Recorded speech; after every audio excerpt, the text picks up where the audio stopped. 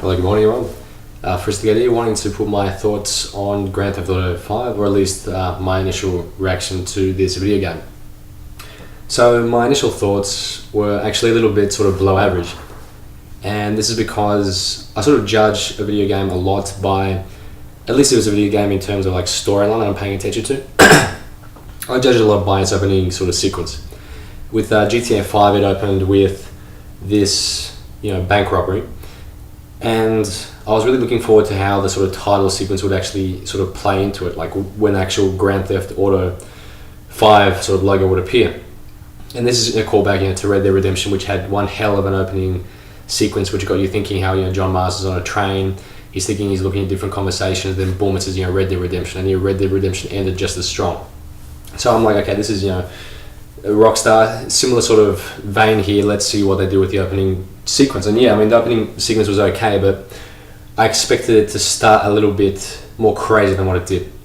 And when the title sequence actually appeared, it didn't really appear at an impactful moment. And when you sort of introduce sort of the title sort of sequences of games, or at least the title of the game, you really need to have it sort of at a really sort of either a crazy moment or a moment which makes you sort of think introspectively, and then boom, then you're going to display the title.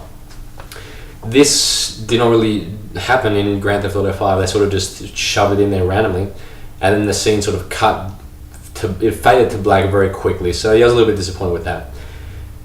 And as I was driving around, Los Santos, I must admit my first reaction was I was a little bit underwhelmed. Like I thought I would sort of be enjoying the game a lot more, at least initially.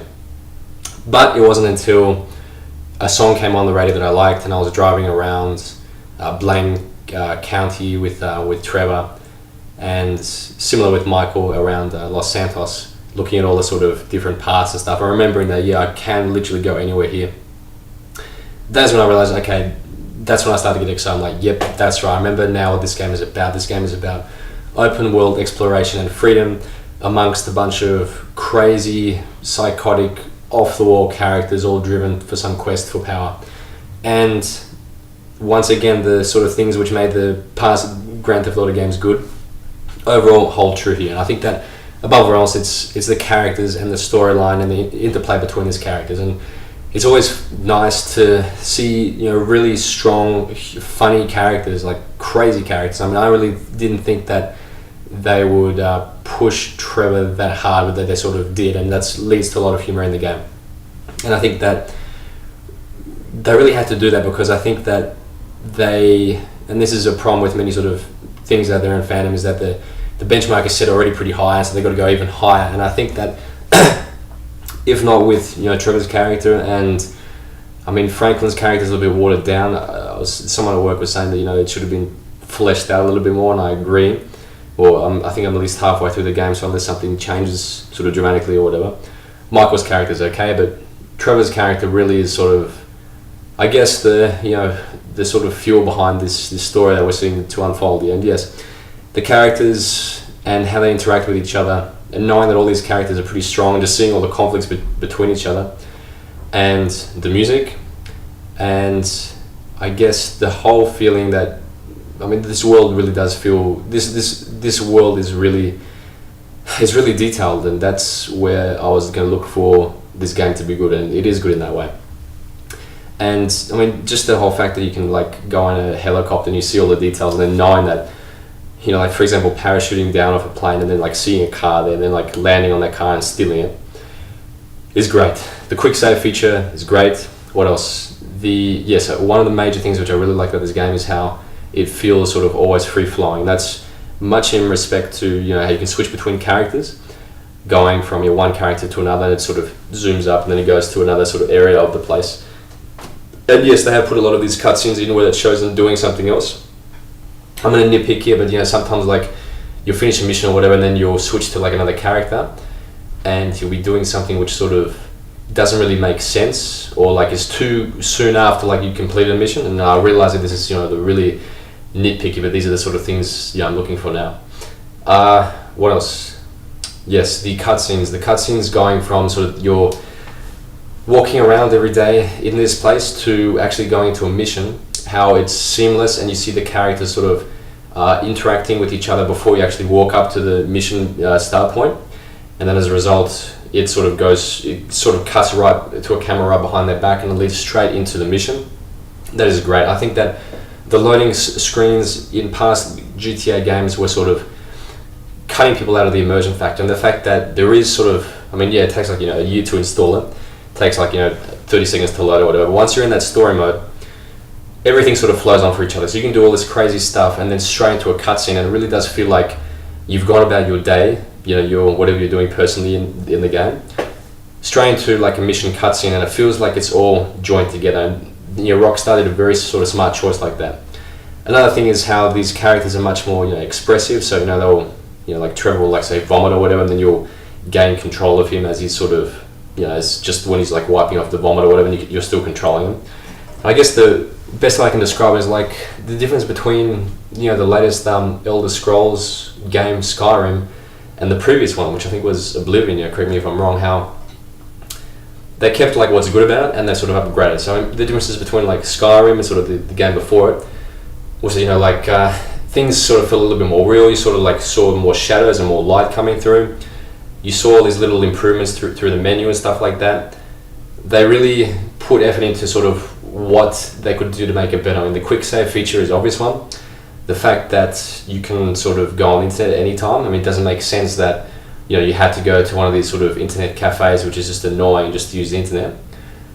And also the fact that you can go up to a mission, and when you're wanting to do a mission, it's going to actually accelerate time forward to that point in time, which makes total sense. I mean, there's nothing more annoying than going to a place, obviously you're at the place because you want to do a mission, and you get a little pop-up saying, like, come back at this time or whatever. It's like, well, that's why I'm here, because I want to do it now. And so you had to go find some place to sleep to move time forward just so you could go back to the same location. So obviously, like, these developers are smart. It's like, well, if they're going to do that anyway, they're wasting time. Why not just push time forward exactly at that spot? And that is exactly what's happening here. So that's another way to sort of cut the fat out of the game. But overall, yes, pretty impressive this game.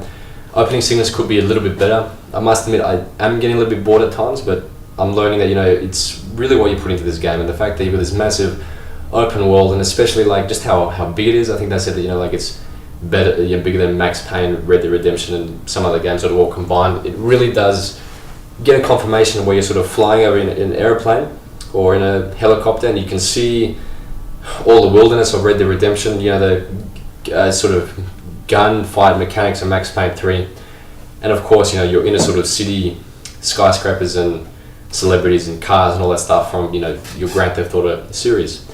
And the references to other characters sort of in the game, like the throwback to Grand Theft Auto 4 is also good, and I'm hoping that we'll see some sort of crossovers we already had between this game and the Lost and the Damned with Johnny and his Lost MC gang, and maybe we'll see some sort of reference to the other one, which is the Ballad of Gay Tony or whatever. Anyway, that is always good because you sort of bring all those sort of games together, making a feel of sort of one sort of world, how everything sort of affects the other game, sort of linking movies together or something like that.